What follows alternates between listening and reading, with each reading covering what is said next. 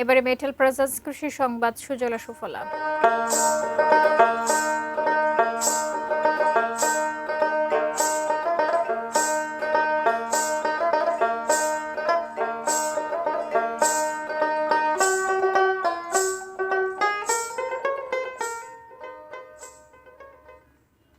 দাম ভালো থাকায় পেঁয়াজ চাষে ঝুঁকছেন যশোরের চাষিরা। হালি পেঁয়াজ চাষের জন্য জমি প্রস্তুত ও চারা রোপণে ব্যস্ত সময় পার করছেন তারা। এবারও লাভের আশা চাষিদের। যশোর প্রতিনিধি নজরুল ইসলাম মল্লিকের পাঠানো তথ্য ছবি নিয়ে ডেস্ক রিপোর্ট। জেলার উঁচু এলাকা কেশবপুর, বাঘারপাড়া, চৌগাছা উপজেলা সহ সদর, শার্শা এলাকার মাটি পেঁয়াজ চাষের জন্য বেশ উপযোগী। সাধারণত সবজি ও ধান সহ অন্যান্য ফসল আবাদ করে থাকেন এখানকার চাষিরা।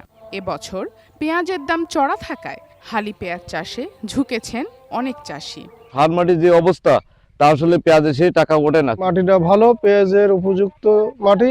তারা বলছেন প্রতি বিঘা জমিতে পেঁয়াজ চাষে খরচ হয় ৬০,০০০ টাকার মতো।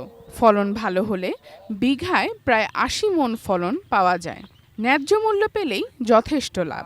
গত বছরে যে খরচ হয়েছে পেঁয়াজে, মোটামুটি পেঁয়াজের ২০ টাকাও হয়নি। জমির দাম বেশি, সার পানির দাম বেশি এবং আমি বাজারে দাম কম পাই। এ মৌসুমে যশোর জেলায় ৮০০ হেক্টরেরও বেশি জমিতে হালি পেঁয়াজ আবাদের লক্ষ্যমাত্রা ধরা হয়েছে।